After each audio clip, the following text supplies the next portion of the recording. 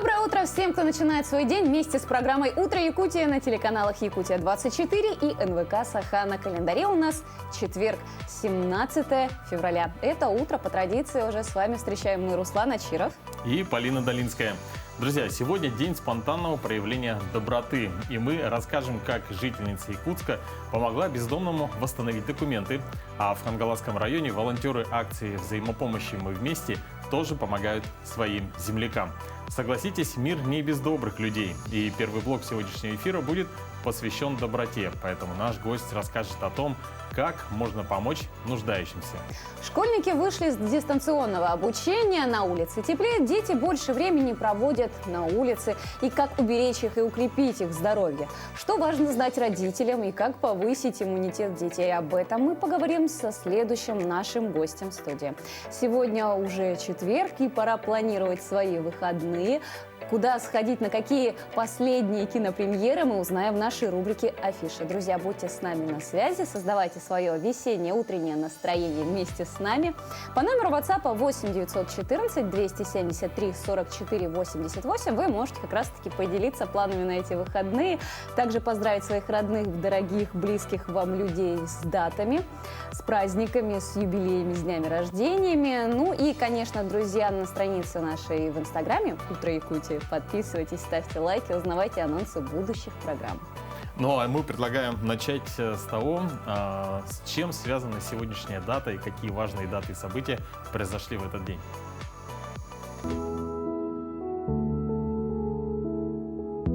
На календаре 17 февраля. Сегодня отмечают День спонтанного проявления доброты, День российских студенческих отрядов. По народному календарю Никола Студеный. На Николу принято было наблюдать за деревьями. Если длинные еловые ветки сгибаются к земле, это к метели. А если лиственный лес чернеет, можно ждать оттепели. Этот день в истории. 17 февраля 1600 года по приговору суда Инквизиции в Риме на площади Кампо-де-Фьюре Джордано Бруно был сожжен на костре. Его последними словами были «сжечь не значит опровергнуть». В этот день 1852 года состоялось торжественное открытие нового Эрмитажа, одного из 5 связанных друг с другом зданий на Дворцовой набережной Санкт-Петербурга. В этот день 75 лет назад американская радиостанция «Голос Америки» начала передачи на русском языке. 17 февраля 1993 года учреждено Российское акционерное общество «Газпром». Он входит в тройку крупнейших энергетических компаний мира по рыночной капитализации. Занимается в основном разработкой газовых ресурсов Восточной Сибири, Дальнего Востока, полуострова Ямал и Арктического шельфа. В этот день родились Петр Шмидт, русский морской офицер, революционер; Агния Барто, русская писательница, автор стихотворений для детей; Вячеслав Малежик, советский, российский эстрадный певец, поэт, композитор; Евгений Гришковец, российский писатель, актер, музыкант, режиссер. Именины сегодня отмечают Александр, Алексей, Андрей, Анна, Аркадий, Борис, Василий, Георгий, Дмитрий, Екатерина, Иван, Иосиф, Кирилл, Михаил, Николай, Петр, Сергей, Федор и Юрий. Так вот, с недавних пор по всему миру стали отмечать День спонтанного проявления доброты.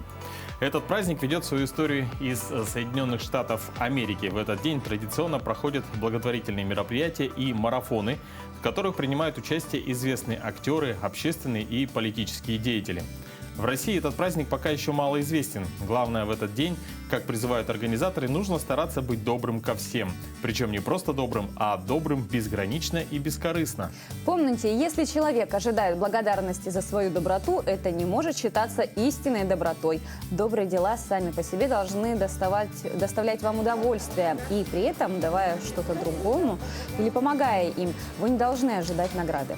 Такова настоящая доброта. Быть добрее и не скупиться на доброту – это посыл удивительного дня. Ну и, конечно, продолжим добрыми новостями. Жительница Якутска Зинаида Жданова помогла бездомному восстановить документы. И сейчас жизнь Антона Палестинова полностью изменилась. На днях сотрудники отдела по вопросам миграции МВД вручили ему новый паспорт. О невероятной истории спасения материал Ирины Григорьевой. Когда вы увидели Антона? Да, в течение 3 дней, не специально не подбирала время. Это был обычный день для пенсионерки Зинаиды Иннокентьевны. Но для бездомного Антона с этого дня началась новая жизнь. В тот день она пошла за продуктами и на проспекте увидела сидящего мужчину. Признается, что-то кольнуло. Подошла, поговорила и решила помочь. Шла в магазин, он еще стоял, и я его спросила, почему ты так с протянутой рукой, вроде здоровый мужчина, не старый еще совсем. Он говорит, я инвалид первой группы. А я говорю, а почему тогда ты на улице болтаешься? Ты должен быть под вниманием государства. Ну, так получилось. Пошла, купила хлеба, молока. Он стоит, ждет.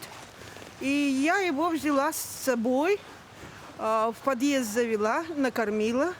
Зинаида Иннокентьевна большую часть своей жизни проработала в медицине. По профессии фельдшер. Работала в скорой помощи и даже рентгенологом. Доброе сердце не дает ей покоя. Помогала детям-сиротам и тем, кто, как Антон, опустился на дно. Зинаида Иннокентьевна решила помочь отчаявшемуся человеку. Бегала по инстанциям в пенсионный фонд и в отдел по миграции, чтобы бездомному восстановили документы. Здравствуйте. Здравствуйте. Спасибо вам. Ровно в назначенное время Антон робко приходит в отдел по миграции. Начальник отдела Лена Степановна вручает ему долгожданный документ. Специалисты отмечают, Антону повезло. Его документы сделали в кратчайшие сроки. А ведь только в течение 1 месяца работники рассматривают более 60 заявлений о пропаже паспорта. Из-за отсутствия документов бездомные не могут устроиться на работу или получить пособие. Поэтому таким людям здесь стараются быстро помочь. Всегда так бывает, все это быстро, особенно таким гражданам, потому что мы проводим очень большие проверочные мероприятия по установлению личности. Это почти по всей Российской Федерации идут запросы, где он получал паспорта до этого. То есть все архивные данные поднимаются на человека и идут проверочные мероприятия. Смотрю, что действительно очень быстро, оперативно работают наши работники. И большую отдельную благодарность хочу сказать, потому что это люди, которые очень скрупулезно относятся ко всем документам, а к людям особенно. Антон со слезами на глазах смотрит на новый паспорт и вспоминает прошлую жизнь. Родом из Якутска. В молодости уехал на Сахалин поступать в мореходку. Бороздил моря и океаны. Была семья, но не сложилось. Начались проблемы с алкоголем. Тогда он сбился с курса и начал штормить. Более 8 лет он скитался по улицам и по подъездам, пока на днях на улице к нему не подошла добрая женщина. Антон уверен, теперь он найдет свою тихую пристань и начнет новую жизнь. Паспорт появился, сейчас вы пособие будете получать, пенсию, да, наконец-то, да. Ну вот уверенность-то есть, вот все равно вот спокойствие на душе появилось. Естественно. Я все сделаю для того, чтобы быть человеком. Желаю вам удачи. Невероятная история спасения бездомного на этом не закончилась. Его сразу направили в реабилитационный центр Терях. Теперь у Антона появился свой кров, соседи и, возможно, появится новая работа. Мужчина показывал свой новый паспорт всем знакомым и незнакомым людям и получал поздравления. И говорил с благодарностью: «Мир не без добрых людей». Ирина Григорьева, Артем Алексеев, Якутск. А гость нашей студии, как никто другой, знает, что такое людская доброта и какие проявления доброты бывают. Оксана Кондакова возглавляет благотворительную общественную организацию, которая как раз-таки помогает таким людям, как Антон, историю которого мы только что рассказали в нашем сюжете.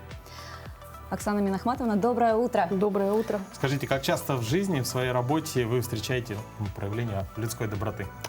Встречаем очень часто, как со стороны обычных горожан, то есть жителей нашего города, так и со стороны органов исполнительной власти. То есть сейчас все больше и больше обращают внимание на проблему бездомности люди, и просто жители, и, соответственно, органы власти. Многие считают, что сострадание и доброту ее чаще проявляют к своим родным и близким, или хотя бы хорошо знакомым людям. А к незнакомым людям, тем же самым людьми, которые находятся на улице, то есть это как-то проявление не обязательно. Как вы считаете, это правильная позиция? Мы считаем, так как занимаемся таким делом, мы считаем, что это не совсем правильная позиция, потому что такие люди нуждаются в нашей помощи. Ведь бездомность – это социальная болезнь. И основа помощи бездомным людям – это все-таки изменение общественного поведения, общественного сознания в первую очередь. А скажите, вот в данное время много ли нуждающихся бездомных людей вот сейчас? Есть ли какие тенденции? Да, людей очень много, которые нуждаются в нашей помощи. Эти люди нуждаются, ну, в первую очередь, как бы в нашем внимании, да, и в последующем как бы в социализации для того, чтобы помочь им выбраться с улицы, помочь начать новую жизнь и, ну, как-то социализироваться. То есть, ну, на таких людей нужно как можно больше внимания обращать обычным горожанам, да. Некоторые, конечно, люди у нас имеют позицию такую, что как бы люди сами виноваты в своей, ну, сложившейся ситуации. То есть нечего сидеть у нас на шее, пусть идут работают. Но это не совсем правильная позиция, так как эти люди, ну, социально больные. Для того, чтобы человек пошел работать, ему нужно сначала помочь, ну, вылечить, да. Угу. Еще есть такой синдром Дженовеза, то есть человек не подходит, пока не увидит, когда человеку помогает уже определенная группа людей. То есть все проходят мимо до момента и думают, что ему помогут. А вот бывает такое, что кто к вам обращается вообще? Сами вот эти пострадавшие, да, люди, которые нуждаются в помощи, или кто-то обращается за них, и чем вы помогаете? Бывают разные ситуации. И обращаются как сами бездомные, да, сарафанное радио все-таки у нас работает. Также обращаются очень часто с полиции, с УФСИН, органы исполнительной власти, то есть окружная администрация, управы, то есть соцработники на местах. То есть просто граждане, неравнодушные жители нашего города, бывает, нам звонят, просят о помощи, можем ли мы принять такого человека, например, если в подъезде увидели, либо где-то человек замерзает на улице. Вот. Мы в настоящее время реализуем два социально значимых проекта. Один проект у нас называется «Не лишние люди», он поддержан фондом президентских грантов. В рамках этого проекта у нас мы оказываем помощь бездомным людям. Значит, второй проект – это у нас «Перезагрузка». Он поддержан у нас грантами главы Республики Саха-Якутия. Он направлен на помощь лицам, освободившимся из мест лишения свободы. То есть те лица, которые у нас утратили социально полезные связи, да, родственные какие-то связи, кому некуда идти, не к кому обратиться за помощью по освобождению, они обращаются к нам. И также лица, оказавшиеся в сложной жизненной ситуации. Оксана Минахматовна, мы обязательно сейчас продолжим нашу с вами беседу. Друзья, оставайтесь с нами, и вы узнаете, как можно помочь людям, какую помощь вы можете им оказать. Оставайтесь с нами, мы прервемся на небольшую рекламу.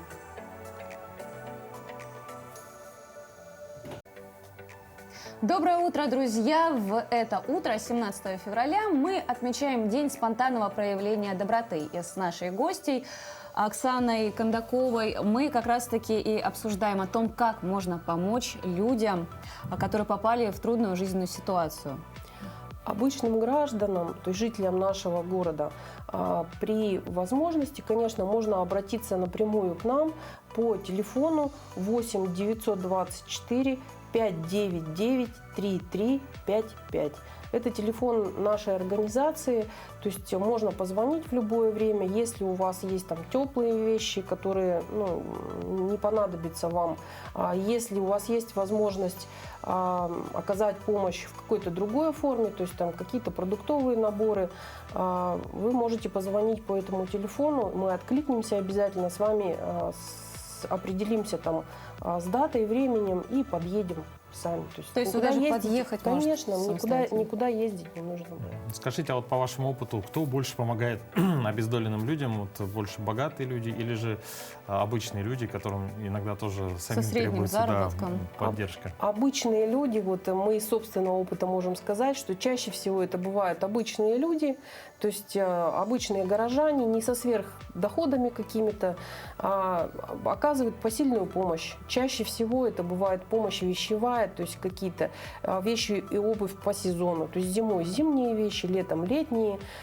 Очень многие люди просят не афишировать их. У нас есть социальные сети, где мы освещаем свою деятельность. Кто-то у нас соглашается на фотографирование, да, для того, чтобы мы разместили в социальных сетях в последующем информацию, но чаще всего люди отказываются. То есть говорят о том, что доброта должна делаться втихую. А вот еще такой вопрос. Есть же выражение: дай человеку рыбу, он сыт один день, и дай ему удочку, он будет сыт длительное время. Люди, которым вы помогаете, действительно у них меняется образ жизни, делятся на до и после, или бывает такое, что они обратно возвращаются к тому же уровню? Конечно, бывают и положительные примеры, и примеры возвращения на улицу. Чаще всего положительный пример, помощь таким людям эффективную можно оказать, когда срок бездомности у человека небольшой. То есть если мы его захватываем, как говорится, в самом начале вот этого пути, то ему помочь легче и эффективнее. Вот эта помощь, он сам ее принимает, и социализировать его проще. Если же у человека стаж бездомности очень большой, то, соответственно, нужно прилагать очень много усилий для того, чтобы этого человека вернуть в социум. Вот у нас к такой работе подключается психолог. То есть у нас есть психолог в наших проектах, она работает вот с такой тяжелой категорией, получается, людей. Она помогает им вернуться психологически на тот момент, в ту жизнь. До момента перелома. Да, до момента перелома, совершенно верно. Оксана Минахматовна, сегодня у нас день спонтанного проявления доброты. Я думаю, что вы можете обратиться к нашим телезрителям с пожеланиями, советом, может быть, каким-нибудь. Мне хотелось бы, конечно, обратиться к жителям нашего города с каким монологом. Если вы видите человека, который нуждается в помощи, и у вас есть возможность ему чем-то помочь, помогите. Если такой возможности нет, просто можно позвонить в соответствующие организации, в управы округов. Они знают, как выйти на такие организации, как мы. То есть как такому человеку можно помочь в реальности. Да? Не оставайтесь равнодушными, пожалуйста, потому что эти люди, им очень нужно наше участие и наша помощь. Большое вам спасибо за то, что вы в это утро пришли к нам в студию. Во-первых, рассказали о своей деятельности. Мы вам желаем дальнейших успехов и побольше положительных преображений наших граждан. Спасибо вам. А мы двигаемся далее. Прямо сейчас к нам присоединился наш новостной обозреватель с последними и актуальными новостями.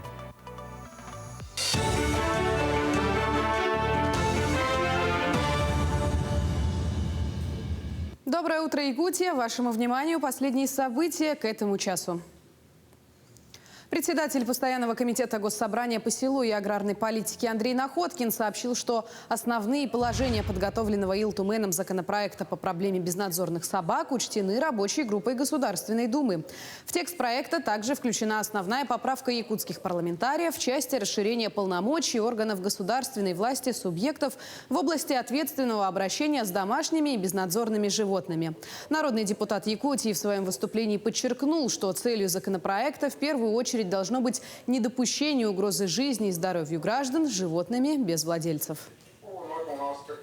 Срочной надобности в рассмотрении данного нашего законопроекта сегодня на пленарном заседании уже нет, отпадает. Но я полагаю, меня правильно поймут, что в связи со снятием данного вопроса сегодня работа не останавливается. Мы дальше будем отстаивать интересы республики в данном вопросе именно в рамках работы данной рабочей комиссии. Учет граждан, нуждающихся в социальной помощи, планируют вести через единую государственную информационную систему социального обеспечения. Сейчас уровень доходов граждан, а также количество россиян, находящихся за чертой бедности, определяется на основе выборочных статистических наблюдений Росстата.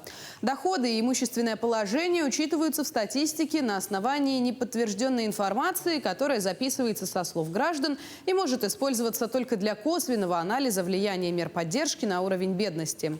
В правительстве полагают, что после внесения изменений в законодательство социальная помощь станет более адресной.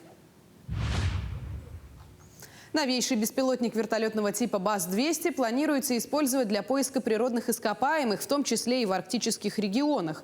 Беспилотник будет применяться для геологоразведки, поиска новых нефтяных и газовых месторождений с использованием аэрогравиметрической и аэромагнитной съемки. Отметим, что беспилотник БАЗ-200 – это комплекс вертолетного типа с внешним пилотом. Он может использоваться для мониторинга местности в темное и светлое время суток, для обнаружения объектов и слежения за ними, а также передачи видеоинформации видимого и инфракрасного диапазонов. В эти дни в Москве проходит чемпионат и первенство России по пауэрлифтингу по дисциплине классический жим лежа. В составе сборной Якутии в турнире сильнейших атлетов страны выступают воспитанники заслуженного тренера России Петра Давыдова. Среди юниоров Аял Сивцев, среди взрослых в супертяжелой весовой категории Максим Захаров.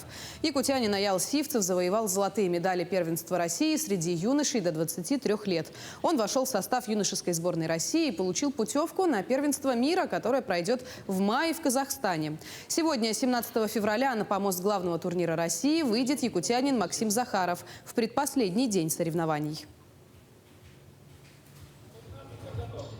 Соревнования прошли хорошо. То, что мы задумали с тренером, выполнили и довольны результатом. По итогам юниорского первенства наш атлет занял первое место в весовой категории до 59 килограммов. Тем самым получил право защищать нашу страну в первенстве мира, который должен проходить в городе Алмата в конце мая. Доброе утро зрителям, которые начинают свой день вместе с нами, с программой «Утро Якутии». Сегодня, 17 февраля, мы отмечаем замечательный праздник, День спонтанного проявления доброты. И большинство наших сюжетов и тем, которые мы обсуждаем, они как раз-таки посвящены добрым делам. Так, в Хангаласском Улусе волонтеры акции взаимопомощи «Мы вместе» обработали более 1000 заявок в текущую волну пандемии коронавируса.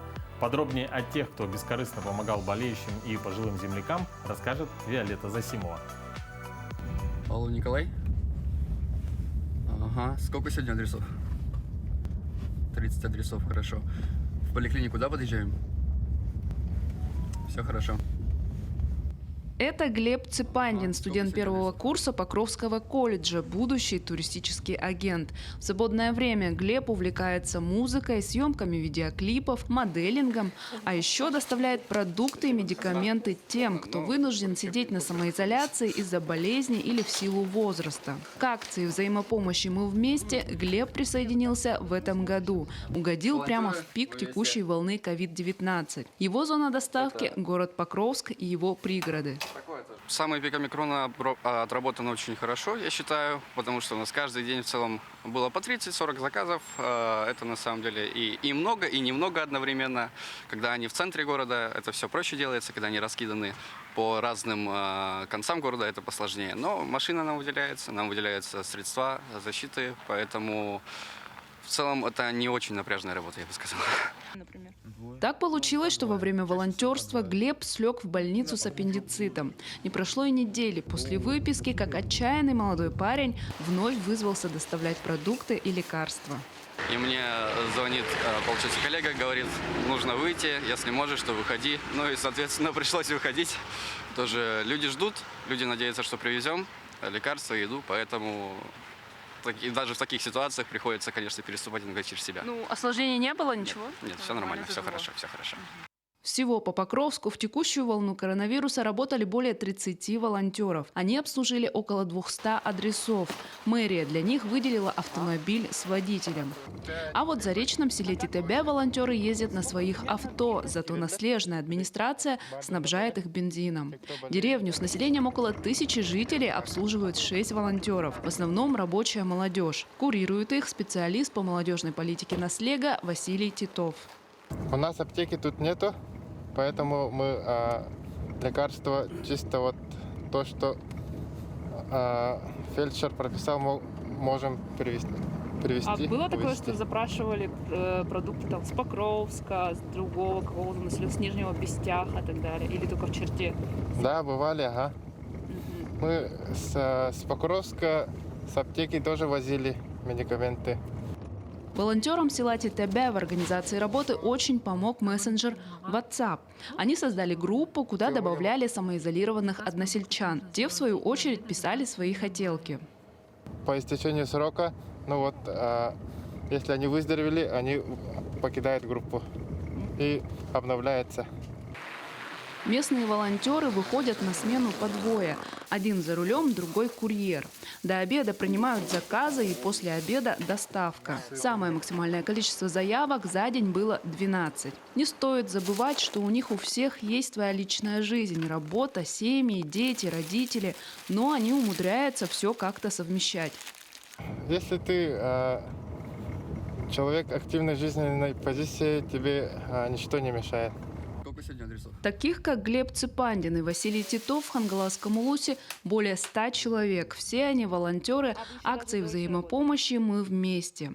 Есть такая цитата: «В самые темные времена видно светлых людей». Думается, что она как нельзя кстати применима к этим бескорыстным, отзывчивым ребятам, работающим в довольно опасных условиях. Виолетта Засимова, Федор Тарасов, Хангаласский Улус. От одной новости к другой, друзья, десятки корги из спасательного отряда МЧС России стали главными гостями праздника в подмосковном городе Щелково. Пушистые блюстители закона демонстрируют свои торжественные наряды, тренируются на полосе препятствий и участвуют в церемонии и вручении наград. Отряд корги-спасателей был сформирован в 2020 году. Собаки помогают сотрудникам ведомства в нахождении наркотиков, взрывчатых веществ, привлекаются для поиска пострадавших во время происшествий, а также способствуют эмоциональной разгрузке членов спасательного отряда. Было принято решение о создании муниципальных служб спасения. Было постановление, было решение, создали отряд. Начинался он с нуля. Был один человек дежурный, один старшей смены. Это было на Заводской улице, там непонятно где и как. Потом переехали сюда. Здесь вообще было все разрушено. Это было разрушенное здание. Здесь не было ни забора, ни территории, ни пирсов, ничего. То есть было много всяких таких моментов, которые делали своими руками. Мужчина добавил, что ежедневный труд представителей ведомства не так широко освещается, несмотря на то, что их работа очень важна. Понимаете, эти люди, которые к нам приходят, они неравнодушны. Они рассказывают о том, как мы работаем. К сожалению, о работе спасателей, о работе тех людей, которые рискуют каждый день своей жизни, было очень мало сделано. И то, что мы делаем с Марусей, и то, что мы рассказываем, то, что Маруся в своем аккаунте вместе со мной рассказывает людям, это очень важно и очень нужно. Это высоко оценили руководство МЧС и те люди, которые несут эту службу. Потому что надо говорить о своих героях. Это труд, который каждодневный. Он не виден, он не показан. И я считаю, что это так должно быть. Мы будем делать, мы были пионерами в этом деле. На мероприятии также собрались неравнодушные люди, которые активно рассказывают о важности работы спасателей. Классные собачки. А вы знаете, что, я думаю, все знают, что кинолог – это специалист по воспитанию и разведению собак. Ну, соответственно… В кино. Не в кино, а в кино и в жизни. А кинология – это наука о собаках, которая лежит в основе собаководства. Кинологи являются яркими представителями весьма обширной отрасли под названием собаководство. Это люди, которые без преувеличения должны знать о собаках буквально все. Кинолог прекрасно разбирается в генетически заложенных поведенческих реакциях и четко представляет, для каких целей подходит та или иная порода собак. Я всегда четко знала с 12 лет, с 11, чем я буду заниматься. То есть других вариантов не было. Дома всегда были собаки. Это были, конечно же, не породистые животные, это были дворняжки. И папа разрешал нам заводить все. У нас были все живности, которые существуют, у нас были всегда в доме. Первая моя была собака. Мне ее принес одноклассник и продал нам ее по скупулятивной цене за 15 рублей. Это «хочу быть овчаркой». Ну, вот она, наверное, дала все то, что можно было. То есть все, когда подростки взрослели, ходили, целовались, я ходила на дрессировку собак. Мне уже было лет 19, я поступила на курсы кинолога. На тот момент они были, они проходили в нашем же уже. Теперь я здесь работаю, да, работник этого клуба. На тот момент они проходили здесь. Я записалась, закончила курсы кинолога-заводчика. У меня даже есть медаль, что я являюсь заводчиком, заслуженный заводчик РКФ, Российской кинологической федерации за 20 лет. У меня свой питомник, достаточно известный по всему миру. Наверное, не побоюсь этого слова, потому что мои собаки далеко за пределы нашей России. Моя непосредственная здесь работа – это в основном документация и осмотр щенков. Так называемая актировка щенков. То есть, когда рождаются щенки, я их осматриваю на плембраке, я им ставлю клеймо, я их выдаю им документы и смотрю всевозможные там дочеты или недочеты, породности или непородности. А свои питомцы у вас есть? Да, у меня есть маленькая такса, длинношерстная, она у меня для поцелуев. Она так для души, для сердца. На даче сейчас у родителей есть, осталась сука Алабай.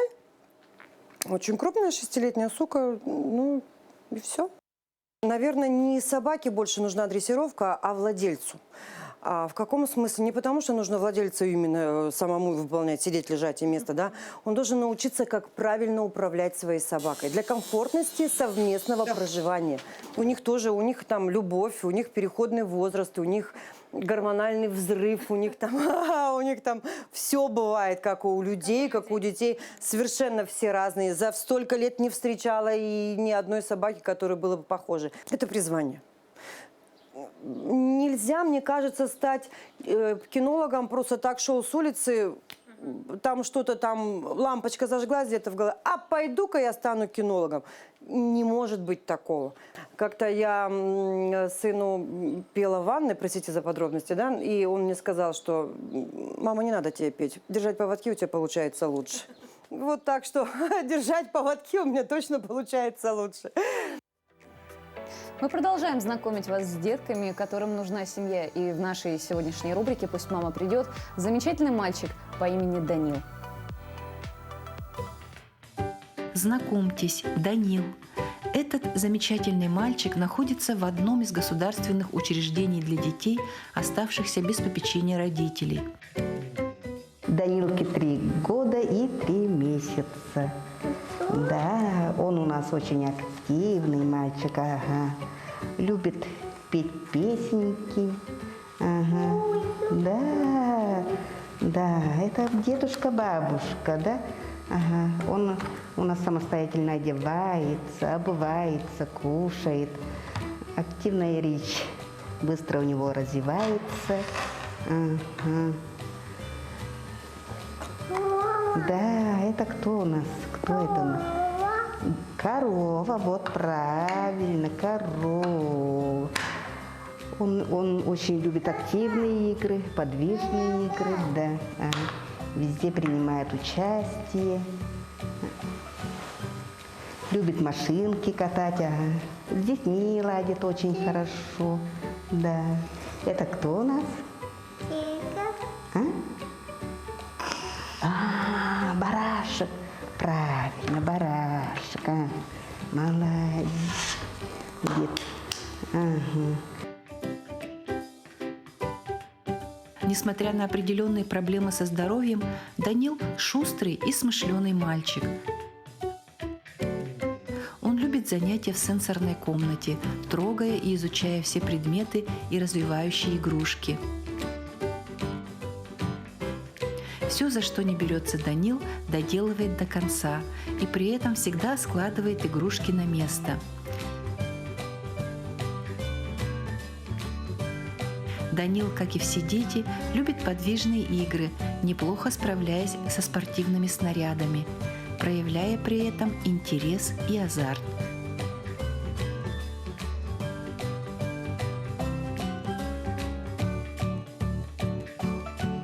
Мы очень надеемся, что Данил обретет семью.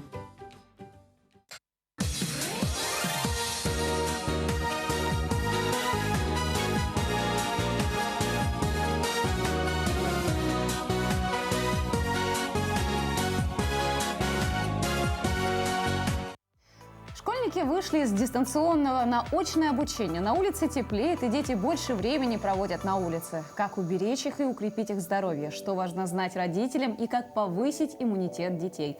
Об этом мы поговорим с нашим гостем, врачом лечебной физкультуры Викторией Макаровой. Виктория Алексеевна, доброе утро. Доброе утро. Скажите, дети после длительного дистанционного обучения пошли сейчас в школу. Но малоподвижный образ сменился на активный, резкая смена образа жизни. Как это сказывается на самочувствии, что вот нужно знать родителям? Но могу сказать, что активный образ, который сейчас у них после дистанционного образования произошло, это очень хорошо, полезно для их развития. Поэтому чем больше они будут ходить на свежем воздухе, играть, активно двигаться, это полезно для их здоровья. Но нужно еще учесть, что многие дети в связи с тем, что они длительное время находились на дистанционном обучении, мало находились на свежем воздухе, могут быть какие-нибудь там дефицитные состояния, слабость мышц, да, нарушение осанки. Соответственно, это все может привести к травмам, если резкие подвижные игры у них будут. Ну, кроме этого, еще нам всегда, особенно северным людям, говорят, что витамин D, он необходим нам с самого рождения и в течение всей нашей жизни. Сейчас солнце становится все больше, и дети наконец-то имеют возможность выходить на улицу, проводить там некоторое время. Вот с помощью витамина D как нужно его, во-первых, принимать, в какой порции, и делать ли это по назначению врача или можно с целью профилактики? Да, очень хороший вопрос. Витамин D – это как солнечный витамин, его называют. Он необходим как солнце для всего живого, оно необходимо для нашего организма. Витамин D рекомендуется давать детям с первых дней жизни. Начинается от дозировки 500 международных единиц в сутки, и по мере роста ребенка, соответственно, дозировка увеличивается к году, до 2000 может единиц достигать. Одним из важных показателей того, что хватает витамин D, можно заметить у своего ребенка, маленького годовалого, до года, то есть ребенка, это закрытие воротничка. То есть к году оно должно закрыться. Вот. И, конечно, педиатрам, если будут регулярно обращаться, все педиатры умеют диагностировать дефицит витамина D, соответственно, будут корректировать дозировки. Также все думают, что витамин D нужно только до года. Это как бы ошибочное мнение. Витамин D нужен всем. Всем детям старше года, взрослым, пожилым особенно, чтобы укрепить кости и иммунитет наш. Поэтому, пожалуйста, на свежем воздухе получайте витамин D и укрепляйте свой иммунитет. Но все же лучше предварительно обратиться к специалисту, да? Да, потому что дозировки и назначение витамина D, они сугубо индивидуальны. Они зависят от возраста, от веса, от хронических заболеваний и, конечно же, от уровня витамина D, который можно сейчас сдать в многих лабораториях города. Ну вот сейчас близится уже весна, открываются катки, горнолыжные базы, и достаточно это все травмоопасно. Вот какие виды активного отдыха наиболее травмоопасны и как избежать серьезных травм? Могу сказать, что травмы, они могут быть у детей у всех, да, без исключения. Но если ребенок здоров, то есть у него компенсированный уровень витаминов, минералов, соответственно, у него будут кости крепкие, мышцы более сильные, соответственно, травма будет минимальной. При падении со своего роста место переломов чаще всего будут ушибы. Но если у ребенка дефицитное состояние, увы, у нас в Якутии у многих детей дефицитное состояние, будет, конечно, более серьезные травмы. Чтобы это избежать, нужно с ребенком разговаривать, как правильно себя вести на улице, избегать травмоопасных ситуаций, вовремя давать витамин D, уровень железа обязательно контролировать у ребенка.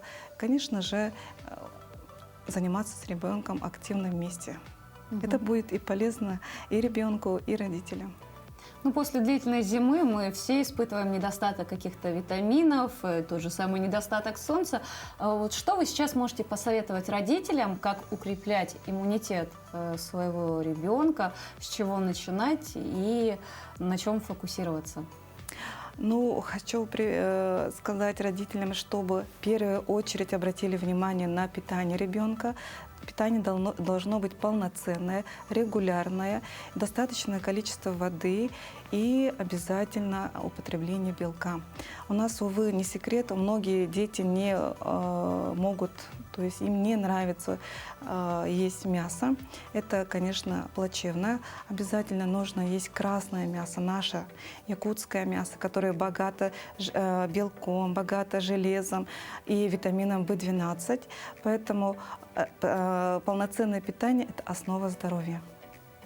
Виктория Алексеевна, большое спасибо за то, что с такой полезной беседой вы пришли сегодня к нам в программу, за то, что дали такие хорошие советы, которые подойдут каждому. Друзья, укрепляйте здоровье своего ребенка, укрепляйте здоровье свое. Ну и, конечно же, на собственном примере вы всегда можете приобщить свое чадо к активному образу жизни. Тем более, что сейчас у нас по весне все располагает к тому, чтобы больше находиться на улице и активно проводить свои дни.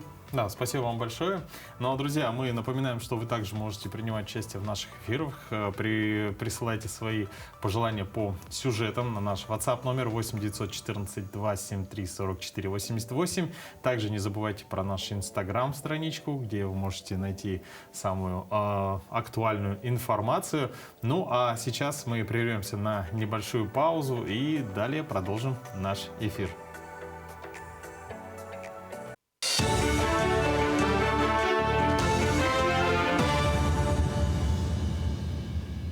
Доброе утро, Якутия. Последние новости к этому часу. Фонд социального страхования по республике организует предварительную запись. Записаться на прием к специалистам регионального отделения можно через личный кабинет официального сайта фонда.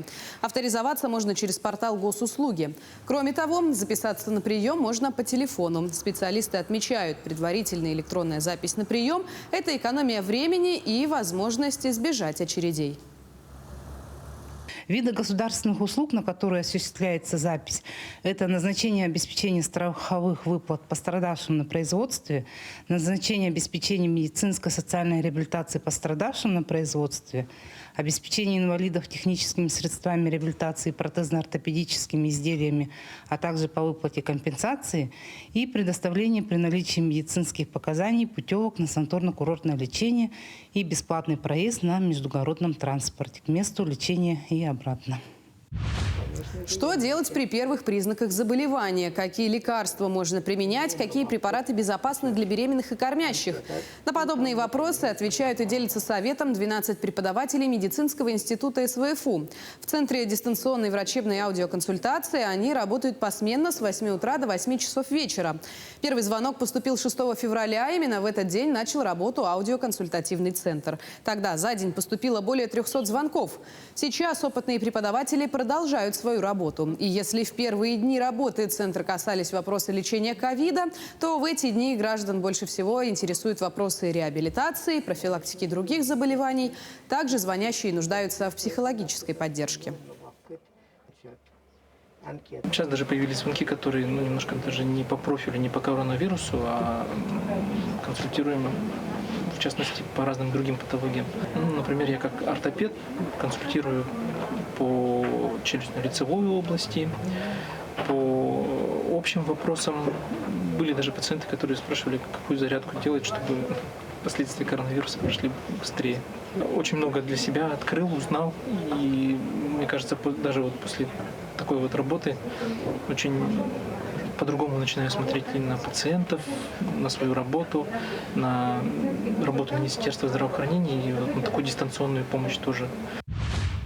Государственное унитарное предприятие ЖКХ Якутии в рамках планового обновления автопарков производственных филиалов Арктической и других групп районов приобрело 31 единицу специализированной и самоходной техники. Напомним, часть автотехники из 6 единиц прибыла в Якутск в начале года и уже доставлена в филиалы республики. Плановое обновление парков спецтехники филиалов реализовано для обеспечения надежного и бесперебойного функционирования объектов теплоснабжения, в том числе перевозки топливно-энергетических ресурсов. Мы сегодня получили 3 фронтальных погрузчика, 636-й. Непосредственно они будут задействованы в погрузке угля на автоматизированных котельных. Это в поселке Черский и микрорайон Зеленый мыс. И одну направим производственный филиал село Походск. Мы являемся на самом деле самым отдаленным филиалом, да, но тем не менее мы не чувствуем то, что мы в отдаленности. К этому часу это все новости. Хорошего дня.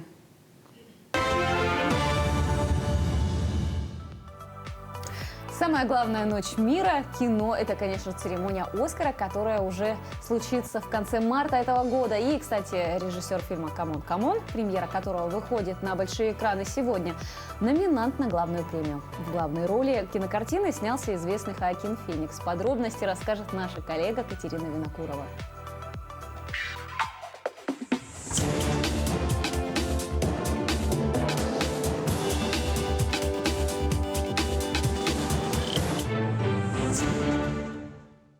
Доброе утро!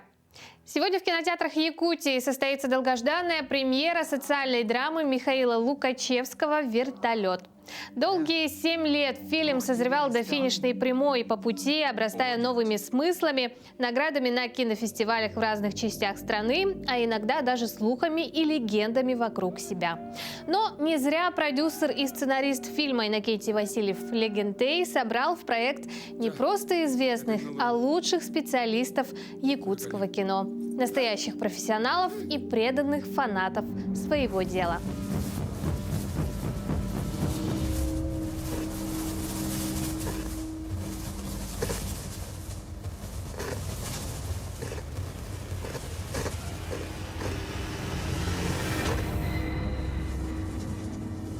«Пламенное сердце» – французская приключенческая анимация, в которой 16-летняя Джорджия Нолан решает стать пожарной. Отец Джорджии в свое время также боролся с огнем, а теперь на Бродвее объявился таинственный поджигатель, угрожающий уничтожить весь город. Но для этого героине приходится замаскироваться под парня, потому что в обществе считается, что это совсем не женская профессия.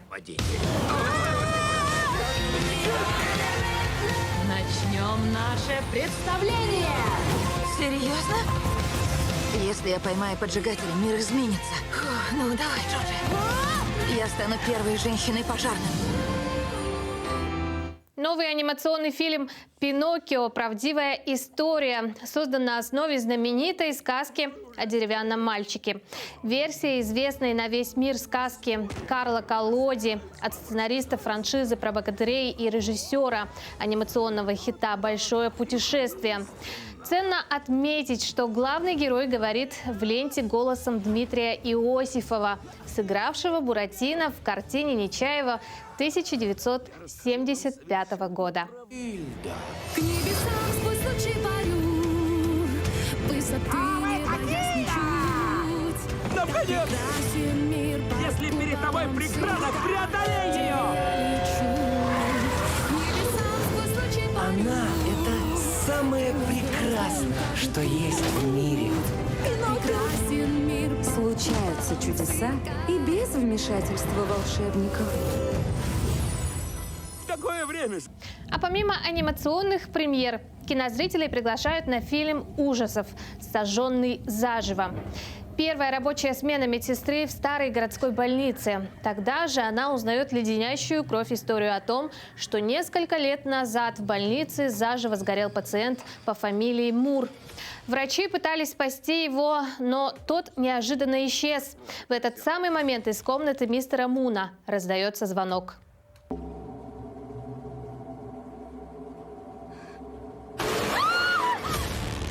сожженный заживо. Триллер «Жажда золота» повествует о будущем. Когда ресурсы на исходе, люди выживают как могут.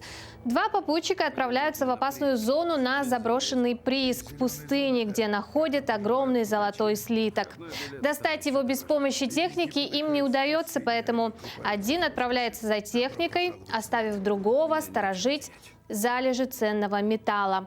Предполагается, что продержаться сторожу придется лишь несколько дней, но все оборачивается совершенно иначе.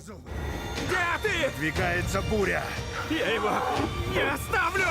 Оно мое! Жажда золота. Я буду богат. В кино 17 февраля. Картину номинанта на «Оскар» Майка Милса «Камон, камон» очень тепло встретили критики и зрители, которые успели посмотреть ее в ограниченном прокате. Название она получила в честь одноименной песни The Von Bondis. Главного героя в фильме сыграл Хоакин Феникс. Это его первая роль после «Джокера».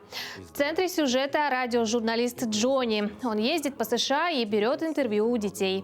Вопросы, которые он задает, совсем не детские. Каким ты видишь будущее? Что нас ждет после смерти? Эти кадры – реальная съемка. Все дети, с которыми герой Феникса разговаривает на экране, это обычные американские ребята с разной судьбой. Однажды сестра Джонни Вив просит присмотреть героя за ее сыном. И так начинается приключение, в котором взрослый и независимый мужчина учится понимать, что значит родительство и особенно материнство. Ты плачешь. Нет, не плачу. Да, ты плачешь. Ты точно плачешь. Я вижу.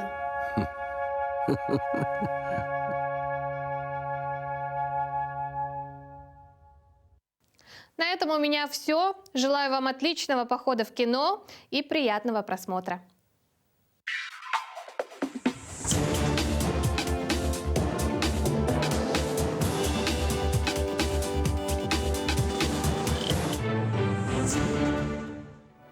Действительно, выбор вообще замечательный. То есть на каждого зрителя по любимым жанрам действительно есть на что сходить, что посмотреть. И вообще, по-моему, сразу же такой...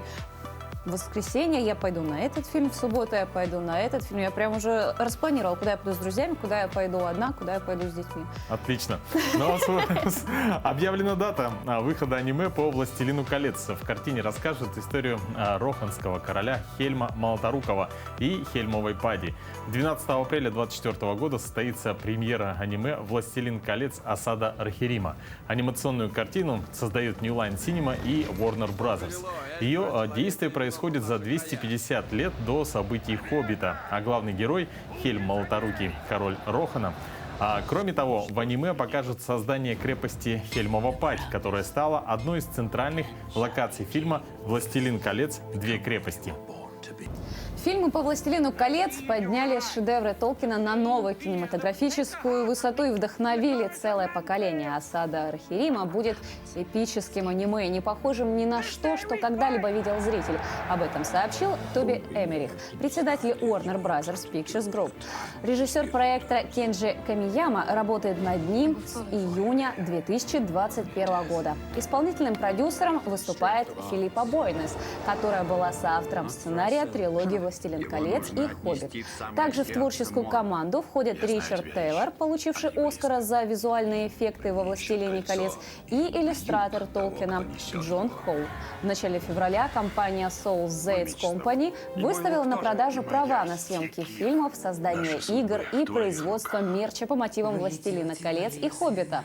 По оценкам экспертов, сумма активов составляет не менее 2 миллиардов тысяч долларов. 2 миллиардов долларов. Да. Ну, мне кажется... Вот это суммы. Действительно, я думаю, очень хорошая новость для поклонников «Властелина колец». Если честно, я себя как бы к ним не отношу, но, тем не менее, готов посмотреть это аниме. Тем более, что мне нравится, как вот это совместили. Во-первых, Толкин. Тут, с одной стороны, толкинисты, с другой анимешники. И вот как они встретятся и увидят вот этот вот новый шедевр. Ну, нам стоит этого ожидать. Друзья, мы с вами прощаемся. Так что надеемся, что сегодняшний наш эфир был для для вас полезен, он был для вас информативен, и мы смогли зарядить вас настроением на весь день. Но мы сейчас прощаемся для того, чтобы встретиться с вами завтра утром. Да, желаем вам бодрого начала утра, отличного продолжения дня. Ну и, конечно, ежедневно встречайте утро вместе с нами на каналах Якутия 24 и НВК Саха. До новых встреч!